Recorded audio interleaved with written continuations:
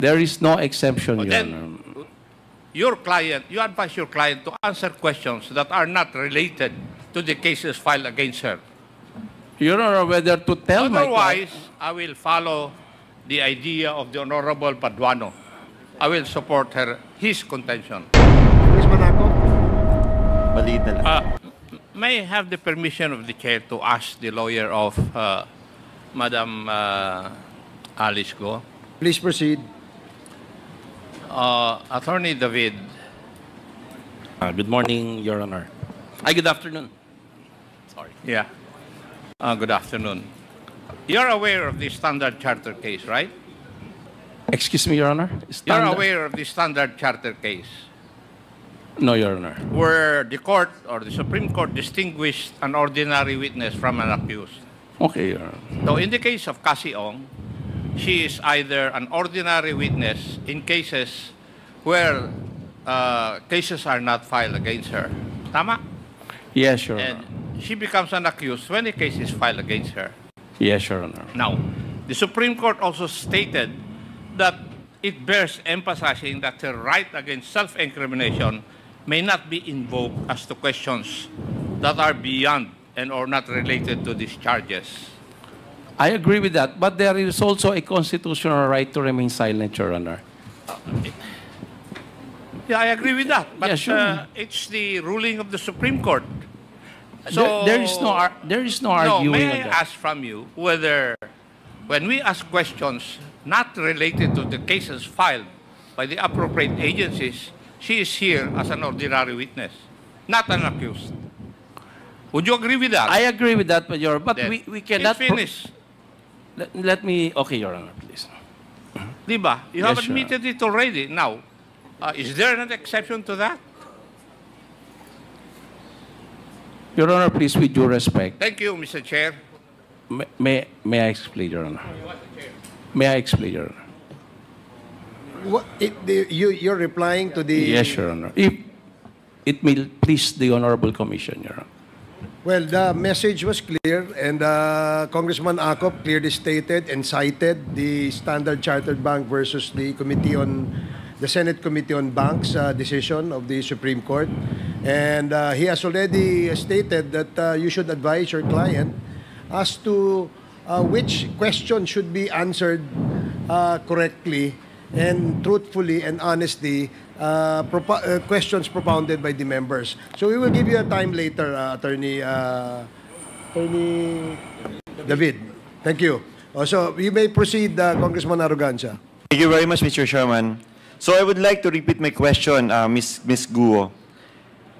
Simple lang yung tanong ko, hindi ito related dun sa mga kasong sinampa sa'yo. This is based on your business that is legit. According to you, sa farm ka lumaki. According to you, hindi pwedeng maglabas-masok ang iyong mga kalaro dahil mahahawahan ng inyong mga nakalagay dun sa loob ng farm. Okay yun.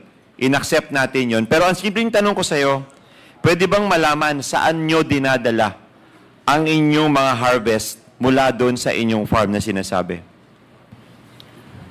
Your Honor, for that question po, yung mga harvest po ng mga pigs po, all over naman po, may napupunta sa Balintawak market, may napupunta sa Baguio, iba-iba po. Pwede po malaman kung gaano ho karami ang inyong mga binibentang baboy sa loob ng isang buwan? Your Honor, for that question po, sorry po talaga, I cannot answer because of the AMLAC cases po na filed and BIR cases filed against me po. No. Considering that this is a legit business that you have. Yes po, Your Honor. Ang finailan po nila na kaso sa akin ay doon sa mga legit ko pong negosyo. Doon naman po sa aligasyon po na involved po ako sa Pogo naman ay human trafficking naman po. Matanong ko, sabi mo, hindi ka nag-aral sa regular school. Sabi mo, lumaki ka sa Bamban Tarlac. Sabi mo, may teacher ka na nagngangalang Miss, I don't know, forgot the name, Ruby. Ang lahat ng ito mahirap paniwalaan kasi unang-una, from the very start, wala kang sinagot na totoo sa mga nagtatanong sa'yo kahit sa Senado. Yung simpleng tanong sa'yo pagdating sa legit na hanap buhay mo, itinatago din ninyo. Ang tanong ko sa'yo, gaano karami ang lupain mo na na-accumulate hanggang sa ngayon? Your Honor, yung na-declare ko po sa SALN po, yun yung mga na-accumulate ko po na properties po. Mr. Chairman, is it appropriate po kaya na hingin natin sa Registry of Deeds ng Bamban Tarlac ang lahat ng ari-arian na nakapangalan kay Miss Alice Guo at dito sa katabing bayan ng Bamban Tarlac? Mr. Chairman. Yes, of course, that's possible. I think we can ask the RD, no, for that information. Andito ba yung RD ng Pampanga? Oh, yeah, nandito pala. Yes. So maybe Mr. Chairman, hihingin ko na lang po ang pag-submit niya sa atin pong committee para hindi masayang ang oras natin. Ang kailangan ko lang po, ilang titulo ng lupa ang pagmamayari ni Ms. Guo, yung mga rehistrado po under sa name niya. So yun lang po, Mr. Chairman. Maraming salamat po. Thank you, Congressman Arrogancia.